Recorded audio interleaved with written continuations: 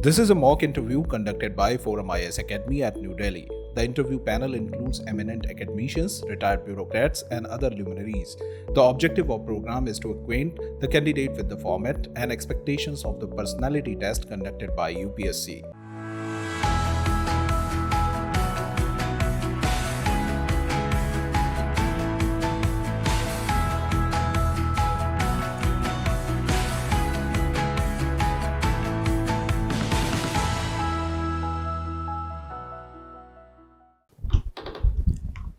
May I come in, ma'am? Please come. Good morning, ma'am. Good morning, sir. Good morning. आइए. आकाश, Yes, ma'am. Please बैठिए. Thank you, ma'am. Be comfortable. Yes, ma'am. आप क्या दिल्ली में ठहरे हुए हैं या फिर बस थोड़े से देर के लिए आए हैं? बस मैम 2 दिन के लिए ही आया था. अच्छा, आपका इंटरव्यू कब है? 7th Feb. अच्छा, क्लोज, वेरी क्लोज. Yes, अभी ma'am. आप वापस जाएंगे, अभी रहेंगे तब तक? वापस जाऊंगा मैम आज ही. वापस जाएंगे. ठीक. आप तहसीलदार हैं? Yes, ma'am. अच्छा अच्छा. तो अपने स्टेट में तहसीलदार हैं और सपोजिंग आपको नागालैंड मिल गया आईएएस में, तो कैसा रहेगा? मैम मुझे कोई प्रॉब्लम नहीं है नागालैंड जाने में भी. औरों को प्रॉब्लम होगी. आप जैसे मुझे कोई प्रॉब्लम नहीं है. अच्छा, ये बताइए, लैंड रेवेन्यू के कौन मेन लॉज हैं वहाँ पे? राजस्थान में लैंड रेवेन्यू एक्ट होगा, Yes, ma'am. भू राजस्व अधिनियम 1901. जी मैम 2 है वहाँ. टेनेंसी एक्ट है और लैंड रेवेन्यू एक्ट है 1955. जमींदारी एबोलिशन का भी होगा, जमींदारी विनाश अधिनियम भी होगा किसी रूप में. हाँ मैम. अब ये बताइए, भू राजस्व अधिनियम और जमींदारी विनाश दोनों की क्या जरूरत है? मैम दोनों के पर्पज अलग अलग थे. लैंड रेवेन्यू एक्ट में तो एक तो रेवेन्यू कोर्ट है, उनकी पूरी हायरार्की डिसाइड की गई है. जैसे कि रेवेन्यू बोर्ड है, फिर उसके बाद डिविजनल कमिश्नर सर का वो कोर्ट है, डीएम कोर्ट, उन सब की अथॉरिटी रेस्पॉन्सिबिलिटी वो डिसाइड की गई है. जैसे डिमार्केशन वगैरह का भी उसमें प्रावधान होता है लैंड रेवेन्यू एक्ट में. जी मैम. डिमार्केशन का, एक्सचेंज ऑफ लैंड, वो सब लैंड रेवेन्यू एक्ट में होता है. Yes, ma'am. आधार बताइए, जैसे भूमि के बारे में डिस्पोजल कैसे करना है इश्यूज को, दोनों में आधार में क्या फर्क है? भू राजस्व अधिनियम में और जमींदारी विनाश में एक आधार में, बेसिक आधार में फर्क है. माफी चाहूंगा मैम, जमींदारी अधिनियम के बारे में मुझे नॉलेज बहुत कम है. बट है तो आपके यहाँ ना? हाँ मैम, लेकिन यूज में अभी नहीं आता तो. एडवर्स पोजेशन का है? हाँ एडवर्स पोजीशन है ना. ओके. ये बताइए, तहसील का रोल ओवर टाइम बहुत बदल गया है. Yes ma'am. आपके हिसाब से क्या होना चाहिए और क्या हो गया है? मैम पहले तहसील का मेन रोल था वो रेवेन्यू कलेक्शन का था, जो लगान था उनसे रिलेटेड था, और जो रिकॉर्ड है उसके मेंटेनेंस का था. रिकॉर्ड मेंटेनेंस का अभी भी है, लेकिन तहसील का एडमिनिस्ट्रेशन में रोल बहुत ज़्यादा हो गया अभी. जैसे कि अगर मूल निवास प्रमाण पत्र बनाना है, उससे रिलेटेड है. Quite right. आपके हिसाब से क्या होना चाहिए तहसील का main goal, main role? Ma'am तहसील का रोल अभी मेन रोल तो लैंड जो रिकॉर्ड है उसका मेंटेनेंस और अपडेट करने से रिलेटेड रहना चाहिए. कंप्यूटराइज हो गए हैं सारे? नहीं, सारे नहीं हुए मैम. क्योंकि अगर एक बार कंप्यूटराइज कर दीजिए तब तो केवल खसरा खतौनी नक्शा इशू करने का काम रहता है.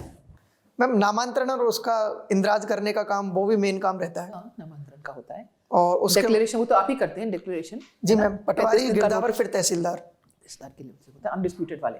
Yes ma'am. अच्छा. और लेकिन भू राजस्व तो बहुत ही कम बचा है मैम. राजस्थान में तो भू राजस्व बंद कर दिया अभी, कोई माफ कर क्योंकि रखा है. कलेक्शन की कॉस्ट बहुत ज्यादा हो जाती है. Yes ma'am. ओके. अच्छा, आप एफसीआई में भी रहे हैं मैनेजर. Yes ma'am. तो ये जो फ्री राशन स्कीम है और ये होल मुद्दा, इतना महंगा, इतनी मशीनरी लंबी लगी हुई, उसको प्रोक्योरमेंट करिए, उसके बाद आप चूहे खाते हैं. एफसीआई के गोडाउन तो नोटोरियस हैं, चूहे खा जाते हैं सब. उसके बाद आप एवेन्यू ढूंढिए डिस्ट्रीब्यूट करने के लिए, फिर फ्री राशन बांटो. इसके बारे में आपका क्या विचार है पूरे? मैम ये मैकेनिज्म 1965 में स्टार्ट की गई थी. उस टाइम पे फूड सिक्योरिटी एक मेन इशू था. अभी आज और बताइए. अभी मैम अभी है, वो भी है, इसलिए रिक्वायरमेंट है क्योंकि अभी भी जहाँ प्रोडक्शन और डिस्ट्रीब्यूशन दोनों में डिफरेंस है. जैसे कि एफसीआई का मोस्टली जो प्रोक्यूरमेंट है वो पंजाब, हरियाणा, आंध्र प्रदेश, ये राज्यों से होता है, लेकिन डिस्ट्रीब्यूशन उत्तर प्रदेश से नहीं होता है? नहीं होता है. मेन जो सबसे ज्यादा बल्क में होता है उत्तर प्रदेश में. उत्तर प्रदेश में आंध्र प्रदेश से कम होता है? मैम सरप्लस स्टेट में उत्तर प्रदेश नहीं आता, उसमें बल्कि भेजा जाता है वो पंजाब हरियाणा से, वहाँ पे जाता है, क्योंकि वहाँ के जो जितना प्रोडक्शन है, जितना प्रोक्यूरमेंट है. तो आप इसके फेवर में हैं कि 86 करोड़ लोगों को फ्री राशन दिया जाए? नहीं, मुझे लगता है कि मैम इसको कम करना चाहिए। जैसे कि जो कमिटी शांता कुमार कमेटी जो रिपोर्ट थी उसके अकॉर्डिंग 40% तक इसको लेके आना चाहिए, क्योंकि पावर्टी लाइन भी देखें वो भी लगभग 22% ही है। तो 40% क्यों जाएंगे, क्यों जाएंगे मैम? लेकिन पावर्टी है वो बहुत ही बेसिक मिनिमम क्राइटेरिया रखा गया है, और अगर फूड सिक्योरिटी अगर इंश्योर करें। आपकी राय में ये नहीं है कि इन्हें कम्मा कर दिया है लोगों को, अब कोई काम नहीं करना चाहता, घर में खाना मिल रहा है बस बैठो आराम से, आपको प्लम्बर, मिस्त्री, ड्राइवर कोई चाहिए अब आपको मिलता नहीं? नहीं मैम, ऐसा नहीं है। जो खाना दे रहा है वो एक बेसिक चीज़ है, और उसके अलावा भी सस्टेनेंस के लिए फिर भी बहुत इनकम बहुत चाहिए। तो ऐसा नहीं है कि सिर्फ 5 किलो खाना दे दिया तो लोगों को कुछ करने की जरूरत ही नहीं है। Very good, thank you. Please Akash, आपने इंजीनियरिंग करा इलेक्ट्रॉनिक्स? Yes sir. और फिर आपने एमए ज्योग्राफी करा? जी सर। इंजीनियरिंग क्यों करा? सर इंजीनियरिंग मैंने किया था उस टाइम पे, बीटेक जब किया था, और जब यूपीएससी प्रिपरेशन में आया था तो ज्योग्राफी मेरा ऑप्शनल था, और कुछ मेडिकल कंडीशंस ऐसी हो गई थी कि वो मेंस क्लियर नहीं हो रहा था, तो मैंने टीचिंग को सेकंड ऑप्शन रखने के लिए मास्टर्स किया था। तो इसका मतलब 2011 के बाद से ही आप सिविल सर्विसेज की तैयारी में आ गए, राइट? यस सर, 13 में आ गया था। ओके।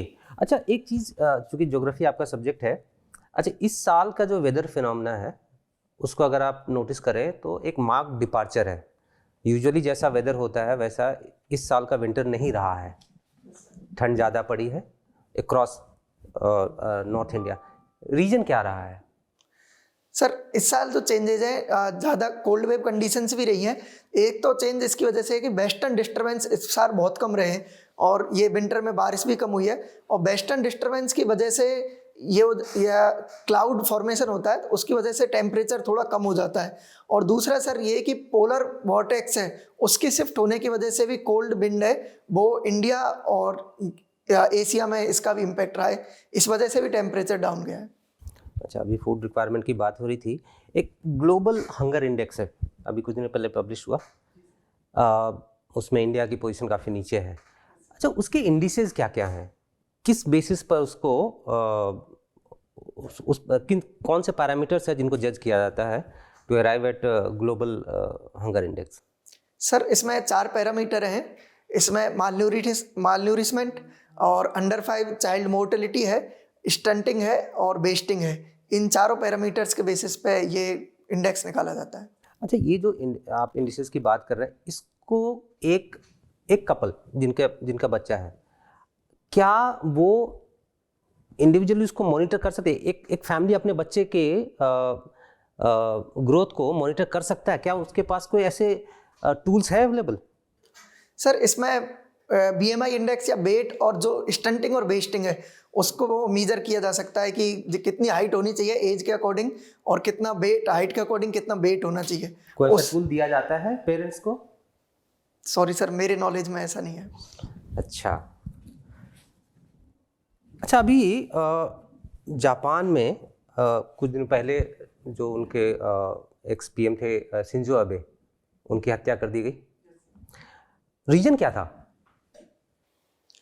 सर माफ़ी चाहूँगा, एग्जैक्ट रीजन मुझे नहीं पता, लेकिन एक तो ये था कि उनकी जो न्यूक्लियर रिलेटेड पॉलिसी थी, वो चाहते थे कि जो जापान ने पहले जो पीसफुल वो पॉलिसी अडॉप्ट की थी कि हम मिलिट्री नहीं रखेंगे और न्यूक्लियर वेपन्स नहीं रखेंगे, वो उसके फेवर में नहीं थे। वो चाहते थे कि जापान की मिलिट्री का मॉडर्नाइजेशन हो, और न्यूक्लियर अगर डेवलप भी नहीं करे तो US के जो न्यूक्लियर वेपन्स हैं उनको जापान में डिप्लॉय किया जाए। Okay, thank you. Hello Akash. Hello sir. ये बताएंगे मुझे कि पाकिस्तान जो है बोलते हैं कि वहाँ पर फेल्ड स्टेट बोलते हैं उसको, उसकी वजह क्या है? क्यों वहाँ पर मिलिट्री डिक्टेटरशिप आती जाती रहती है? सर पाकिस्तान को फेल्ड स्टेट एक तो इसलिए बोला जाता है कि वहाँ डेमोक्रेसी है, वो कभी भी सस्टेनेबल नहीं रही है, बार बार मिलिट्री का रूल आ जाता है, फिर कोई भी गवर्नमेंट वहाँ टेन्योर कंप्लीट नहीं करने दिया जाता है, इसकी वजह से करते जाता है। और मुझे लगता है सर उसका क्यों नहीं कंप्लीट करने दिया जाता है? सर उसमें मिलिट्री हमेशा इंटरवेंस करती है और पावर को लेके। ऐसा क्यों है, क्यों इंटरवीन करती है? सर क्योंकि उसमें डेमोक्रेसी डेवलप नहीं हो पाई थी अच्छे से ही शुरू से ही, और जो पाकिस्तान का फॉर्मेशन था वो रिलीजियस बेसिस पे था, और दूसरा हमेशा मिलिट्री ने इंडिया को बेस मान के अपनी प्रेजेंस को बनाए रखा कि इंडिया से थ्रेट है और हमारे पास अगर पावर अच्छा, ऐसा रहेगी। क्यों है कि पाकिस्तान में मिलिट्री डिक्टेटरशिप आना आसान है कंपेयर टू इंडिया? सर उसमें वहाँ का जो लोकल लेवल की जो डेमोक्रेसी है इन सब इतनी स्ट्रांग नहीं है जिस तरीके की इंडिया की है। और दूसरा सर मिलिट्री का वहाँ हमेशा ज़्यादा रोल रहा था शुरू से ही, तो इस वजह से मिलिट्री वहाँ हमेशा सिविलियन गवर्नमेंट है उनको टॉपल करने में पावरफुल रहती है। अच्छा, अभी 2-3 दिन पहले ही यूएन के प्रेसिडेंट का बयान है कि जो परमानेंट मेंबर्स हैं वो चाहते ही नहीं है कि कुछ वहाँ पर बदलाव हो। क्या आप सहमत हैं इस बात से? जी सर, इससे सहमत हूँ। उन्होंने कहा है कि यूएनएससी है वो पैरालाइज्ड हो चुकी है क्योंकि जो परमानेंट 5 मेंबर्स हैं उनके पास वीटो पावर है और उनका अगर कोई भी एक्शन होता है तो उस पर यूएनएससी कुछ नहीं कर पाती। उन्होंने रसिया के कॉन्टेक्स्ट में ये कहा था कि यूक्रेन पे रसिया ने अटैक कर दिया और अगर कोई भी रेजोल्यूशन आता है तो वो रसिया उसी को वीटो कर देता है। अच्छा, P5 में से आपके हिसाब से कौन कौन है जो इंडिया की साइड है? सर इसमें जो ओपनली यूएस, फ्रांस और रसिया इन्होंने ओपनली इंडिया को सपोर्ट किया था। उसके अलावा चाइना तो इसके फेवर में रहेगा नहीं और यूके का इस पे क्लियर स्टैंड मुझे ध्यान नहीं है। रशिया का क्लियर स्टैंड है इस पे? जी सर, पहले मतलब ऐसा कोई रिटर्न में इन सब में नहीं है, लेकिन जब भी इंडिया ने डिमांड की है तो रसिया ने इसको सपोर्ट किया। और इंडिया ने क्या क्या कदम उठाए हैं इसके अलावा? माफी चाहूंगा सर, किस कॉन्टेक्स्ट में? परमानेंट सीट के लिए क्या क्या कदम उठाए हैं अभी तक? सर इंडिया ने G4 का एक ग्रुप बनाया था जिसमें जर्मनी, जापान और इंडिया इनको रखा था कि जिसकी वजह से ये इस पर डिमांड की जाए। और इंडिया ने और भी जो ग्लोबल फॉर्मर है उन पे इनकी हमेशा यूएनएससी में रिफॉर्म के लिए आवाज़ उठाई है। ठीक है, आखिरी सवाल मेरा आकाश, पंचायती राज जो है वो उतना सक्सेसफुल नहीं हो पा रहा है, मुझे उसके 5 वजह बता दीजिए। सर पहली बात तो ये सर, मैं इस पर थोड़ा डिफर करना चाहूँगा कि सक्सेसफुल नहीं है ऐसा तो नहीं है। कुछ एरिया है जिनमें सक्सेस है लेकिन कुछ अभी भी प्रॉब्लम्स हैं। और जो प्रॉब्लम्स का जो मेन रीज़न है वो एक तो जो फंडिंग मैकेनिज्म है, कोई भी अगर लोकल गवर्नमेंट्स है उनको डिसीजन लेना है और इम्प्लीमेंट करना है उसके लिए फंड चाहिए, लेकिन वो पंचायती राज फंड्स के लिए अभी भी स्टेट गवर्नमेंट पे डिपेंडेंस है। दूसरा भी सर फंक्शनरीज का भी इसमें इश्यू रहता है। अभी भी जो स्टेट गवर्नमेंट जो अपॉइंट करती है वो ही मेन रहते हैं। जैसे राजस्थान में अभी भी सेंट्रल स्टेट गवर्नमेंट ही अपॉइंट करती है। और सर उसके अलावा है कि जो गवर्नेंस मैकेनिज्म है वहाँ, तो वो जो मेन स्ट्रीम पॉलिटिकल पार्टीज हैं उनका उसमें रोल रहने की वजह से जो लोकल इश्यूज, लोकल मुद्दा है वो उन पे नहीं हो पाता। और तीसरा सर वुमेन एम्पावरमेंट के लिए उसमें रूल्स तो बना दिए गए हैं कि 30%, 33% रिजर्वेशन है, लेकिन अभी भी वो पावर है वो मेल मेंबर्स ही उसको एक्सरसाइज कर पाते हैं। इसकी वजह से भी उसमें प्रॉब्लम रही है। और सर 5वां प्रॉब्लम ये है कि जिस तरीके से इसको लिया जाना था, अगर इन कॉन्टेक्स्ट जैसे कि लीडरशिप जो डेवलप करनी थी या ट्रेनिंग इंफ्रास्ट्रक्चर जो देना था वो उतना डेवलप नहीं हो पाया। ठीक, ओके, धन्यवाद। आकाश, आप अभी तहसीलदार की उसमें काम कर रहे हैं पोस्ट पे, क्या आपको ऐसा लगता है कि कटिंग एज ब्यूरोक्रेसी कभी कभी इनसेंसिटिव हो जाती है लोगों की ज़रूरत के प्रति, असंवेदनशील हो जाती है? सर कभी कभी ऐसा देखने में आता है कि ऐसा कि कुछ एक्शन होते हैं कि जो लोगों के संवेदना और उनके अकॉर्डिंग नहीं रहते हैं, लेकिन मोस्टली तो एडमिनिस्ट्रेशन है। अपने कार्यकाल में कभी आपने देखा था, आपने पर्सनली नहीं, कभी आपने ऐसा नोटिस किया अपने अराउंड? जी सर, मैंने ऐसा देखा है। कोई और इंसिडेंट बताएंगे? जी सर, इसमें हुआ है कि जैसे अभी प्रशासन शहरों के संग अभियान चल रहा है, तो उसमें कई बार अभी उसका मेन मुद्दा ये है कि हम उनकी वार्ड में वहाँ जाके उनकी जो भी बेसिक नेसेसिटीज हैं उनको जैसे पट्टा देना है, उनको जन्म मृत्यु प्रमाण पत्र वो देना है, वो किया जाए। लेकिन होता ये है कि वहाँ कुछ भी डेफिशिएंसी रह गई तो उनको फिर से ऑफिस में बुला लिया जाता है। तो जबकि ये मैंने भी सजेशन दिया था, इस पे था कि चाहे दोबारा वहाँ जाना पड़े या उनको दूसरे बगल वाले वार्ड में बुला लें, लेकिन उनको बार बार वही ऑफिसों के चक्कर नहीं कटाए जाए। ये डॉक्ट्रिन ऑफ एसेंशियलिटी क्या है?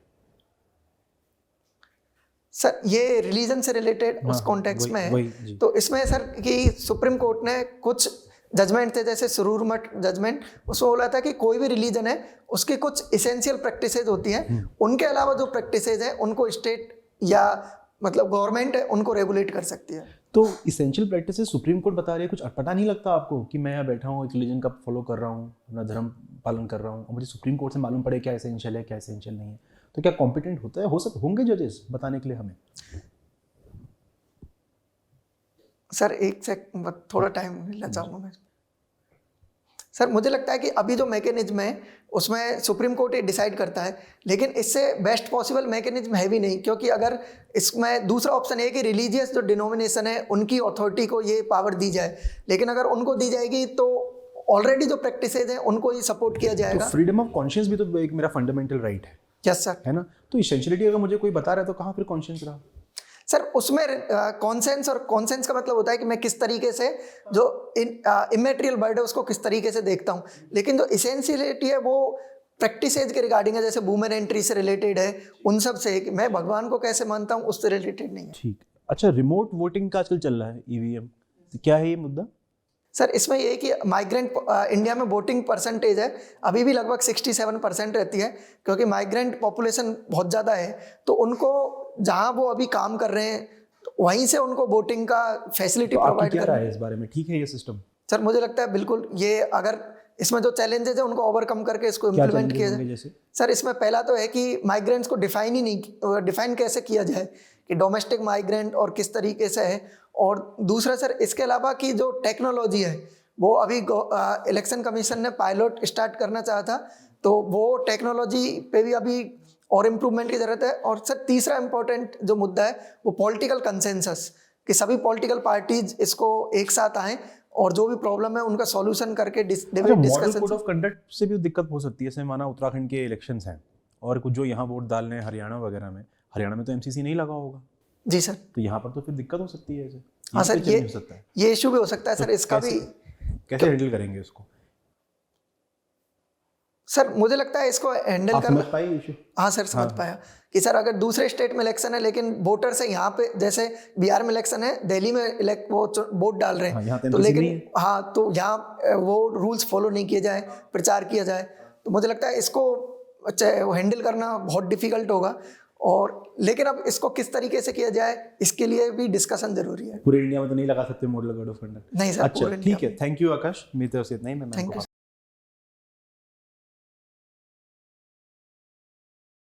आपका स्टाइल बहुत अच्छा है। हम जो आपको सुझाव दे रहे हैं लास्ट 10% के दे रहे हैं। 90% you are there, 90% you are there, you are personality आपकी जो झलक रही है, this is what UPSC is looking for. Thank you. सुलझे हुए हैं, बस ये सेक्टर्स में थोड़ा सा अपने सेक्टर प्रिपेयर करो। ठीक है, all the best. Thank you.